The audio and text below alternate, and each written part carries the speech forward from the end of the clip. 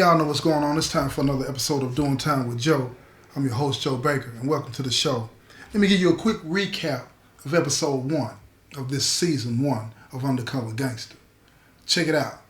J-Mac has been propositioned by the warden and the commissioner to come out of retirement and take control of the two-faced mafia so that they can get the crime and the violence under control in the prison system, and hopefully they'll spread to the streets. Because the new governor of the state has said he wants to get control of the prisons back. So they're coming a little bit unconventional in the methods and the ways that they're going to do it. So stay tuned to this now. Look, check this out. Here's the thing. To get J-Mac back in control, they're going to have to get rid of the guy that's in control now of the Two-Face Mafia. And this brother's nickname is called Tasmanian Devil. He's the Tasmanian Devil. You know what a Tasmanian Devil can do? They are a little bitty, but they're dangerous.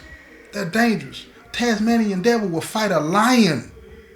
Y'all remember the cartoons? Y'all remember the cartoons? The Tasmanian Devil, he'd be spinning like a tornado.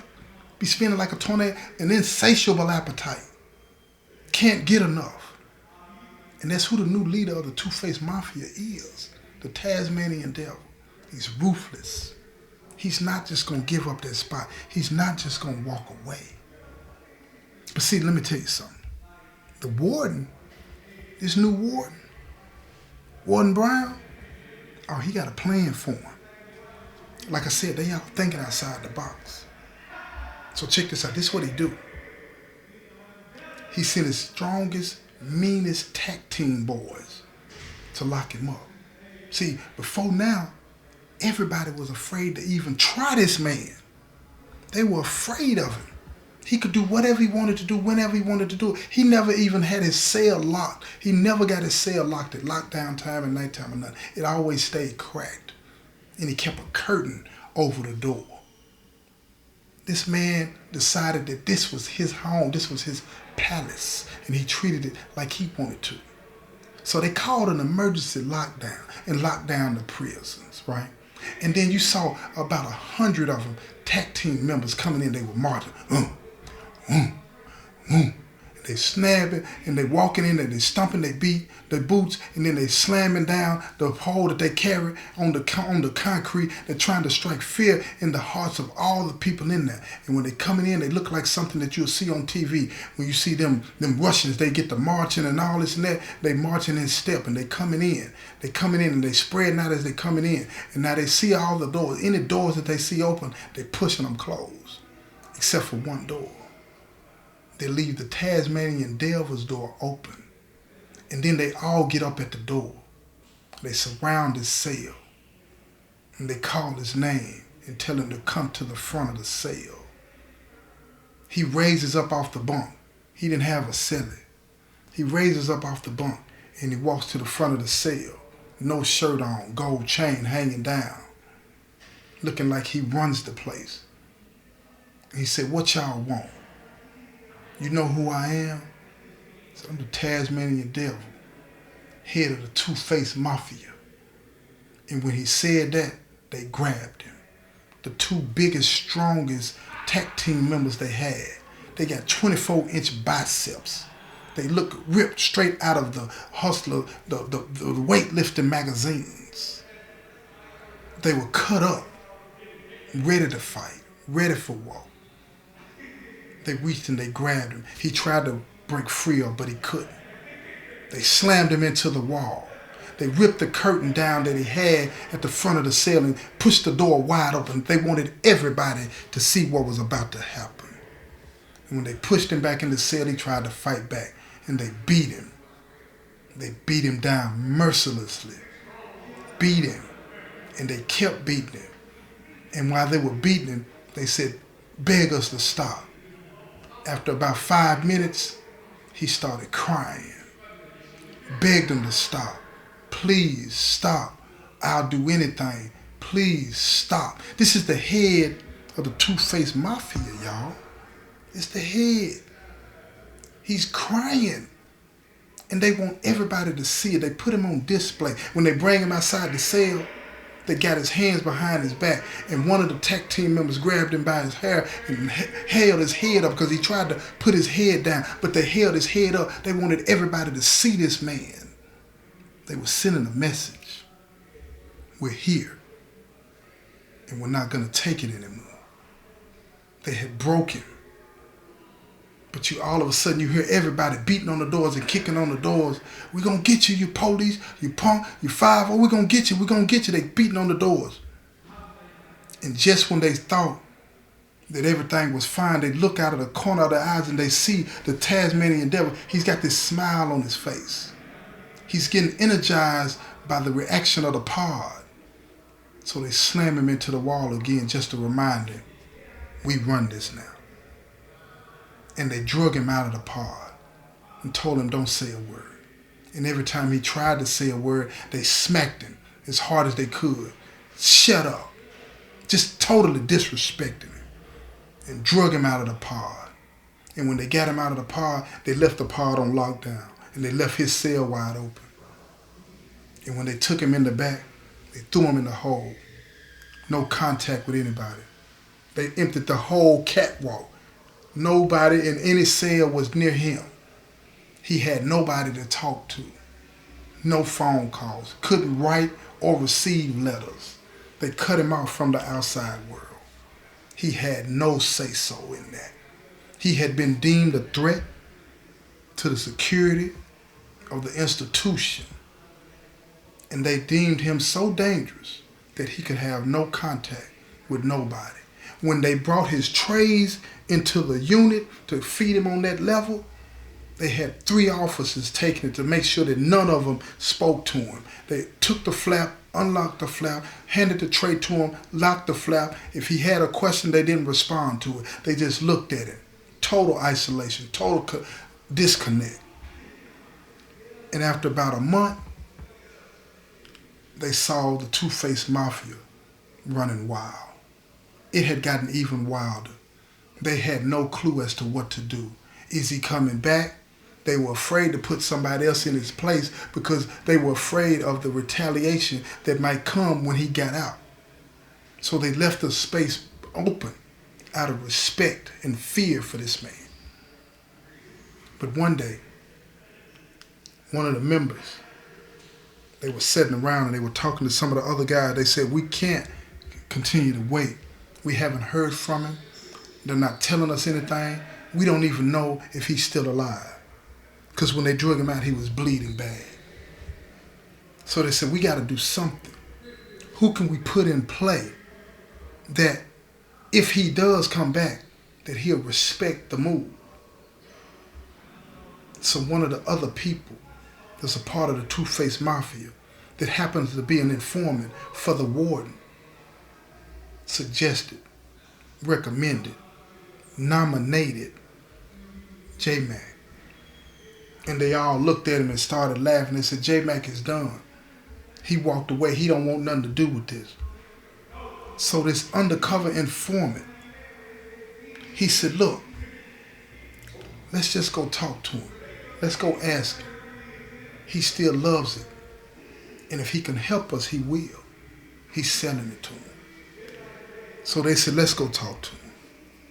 So they go to the unit that J-Mac is living in, and they tell him what's going on. He had heard about what happened, but he knew why they were there. He thought while they were talking, this is the move. This is how the warden puts me back in play. So he told him, he said, if I come back, you know what it is with me. You know how I get down. Am I going to have a problem? Because if I have a problem, you know what that means. And the undercover told him that you won't have no problem, bro. But there's no way he could guarantee that. He was just playing his role. He didn't know that J-Mac had been talked to by the warden and the commissioner. He only thought that he was the one that was working for him. That's how it worked. You don't tell him what's going on. So J-Mac told him, give me some time to think about it. And he said, by the way, bring me one of those phones and get me the number of everybody that used to be up under me at the other pods. I need to talk to them. So the undercover said, they retired too. You know that. They're not going to rap about that. He said, get me their numbers and bring me back the phone. So the undercover Two-Face Mafia member went and got the phone and the information that he needed, and J-Mac got on the phone and he called him at the other pod, and he got them all on the conference line. He said, listen to me. He said, by decree, if I come back, I'm calling y'all back. Is you with it? Do you have a problem? And they all said, where you go, we go. What you do, we do. What you command, we carry out. And he said, that's all I needed to hear. So he hung up the phone. He called the undercover Two-Face Mafia informant and told him, said, I'm back. Spread the word. J-Mac is back. So the word got passed around the prison system real fast. And everybody was wondering, how is this going to play out? A lot of the people that were doing the things that they wanted to do without anybody looking over their shoulder, they said, we ain't going to be able to do this no more. J-Mac is not going to take this. So what do? So a couple of them, misguided, said, man, we're going to do what we want to do. We're going to go to war with them. We got enough numbers. Because if we can't do what we want to do, then what's the point? Then a couple of them told him, that were members under J-Mac, they told him, said, man, look here. When he come with it, he come hard. He ain't playing. And if you ain't willing to die for this, don't play with it. So they thought about it. Because he was some young new members that had just come aboard while it's been crazy. They didn't understand what it meant to be in discipline to J-Mac. They thought they could push on him like they've been pushing on everybody else, and he'd back down. And he told them, if you ain't ready to die, fall in, all right? Get in line. So without any question, they shut the mutiny down. They said, is he really what they say he is? And some of the old heads said he is really what we say he is. He's a tyrant, but he's fair. He's a tyrant, but he's fair. He demands absolute loyalty. And if he don't get it, he don't have no use for you. But everybody gets to eat. We had good times under J-Mac. The whole prison was eating. Other gangs were eating. We had peace. We ran the jump, but we had peace. So they had killed the mutiny that the younger ones wanted to do. Now J-Mac is back. He's put his second in command in charge. Now he spread the word around all the other prisons. Shut it down or face the consequences. So they started calling up all the old heads and getting them back into play. And they were coming back aboard. Some of them stayed out of the way because their health wasn't permitted, but the majority came back on. And they knew that it was going to take some time. So J-Mac started assigning prisons to this one and that one and getting people shipped and transferred to different prisons to take over so that he can get everything in line because he wanted to go home. He wanted to go home. But while he was doing all of this, he didn't realize that on the streets that they were against what he was doing. Because you got to remember, the Tasmanian devil had made a move on the streets. And he was running the streets and the penitentiary. And the streets were loyal to the Tasmanian devil, not J-Mac, because he allowed them to do whatever they wanted to do. And this posed a problem for J-Mac. He could control the prisons, but it was going to be more difficult to control the streets because there used to be a split. You're in the prison, you control the prison. You had somebody else running the streets. So to get leverage on J-Mac, the guys on the streets that was running the Two-Face Mafia, they found out where J-Mac's family lived. And they sent a message. And the message was, when they drove by his house, they sprayed it. Everybody get down. Nobody was hurt, but they sprayed the house where his mother lived. She happened to be out shopping. Where his sister lived, she happened to be out at a friend's house. Nobody died, but the message was received. You're not running nothing out here. So J-Mac, he made an OG call, and he called to the town, and he said, I need to talk to whoever's running it. And when he got him on the phone in his same old style, smooth but firm, he told him, look here, I run the prison. You run the streets. But we're going to have to abide by the same rules. If we don't abide by the same rules, we're going to war. So the guys on the streets that was loyal to the Tasmanian devil, they said, then let's go to war. What they didn't understand was J-Mac was smooth, but he was a tyrant. He had found out where their family members lived. And when they rolled through, the ones that were loyal to him, that were on the street that he called back up, when they rolled through, they didn't spray the house.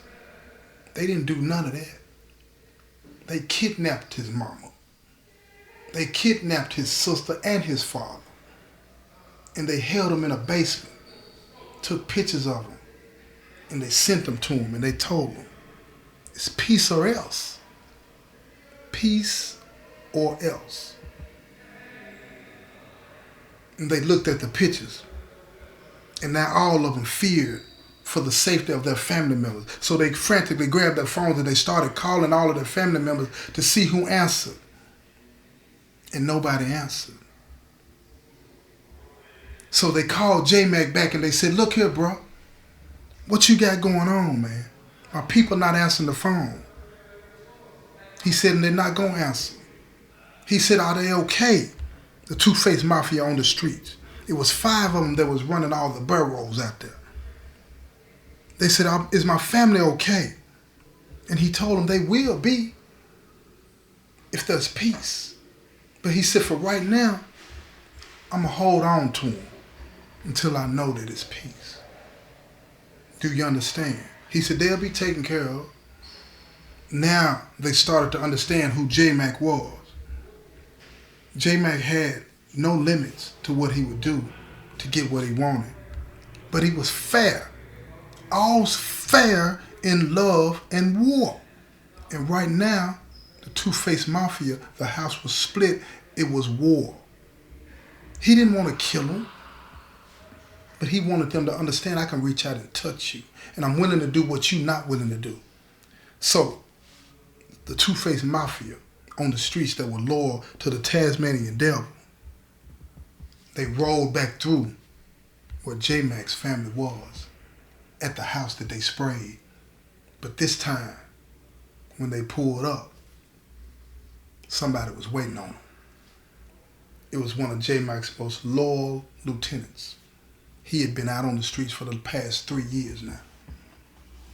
And when they saw him, they put on the brakes because he had an army with him. But they hemmed him in. They let him pull down in the cul-de-sac and they got him behind him. They couldn't get out. The lieutenant, he yelled to him, get out of the car. They all got out of the cars. He fired the SK up in the air. He said, peace or else. Peace or else. As he fired off 5 or 6 more rounds. They all got down on their knees and they pledged loyalty to J-Mac. And then the lieutenant sprayed them, dropped them all where they stood. They were already on their knees. He dropped them. The ones that were still there, the ones that came with them, J-Mac's lieutenant said, go back and tell everybody it's peace or else. J-Mac run the prisons. We'll find somebody out here to run the streets. They got in the cars and they drove away, left the bodies in the streets. They left the bodies laying in the streets. And then they got on down. The call that the lieutenant made back to J-Mac was what he wanted to hear. He said, we don't have to worry about them anymore, bro. They're laying in the streets. It's Two-Face Mafia is back. This has been another episode of Doing Time with Joe. I'm your host, Joe Baker, and I say peace, y'all. I'm getting so tired.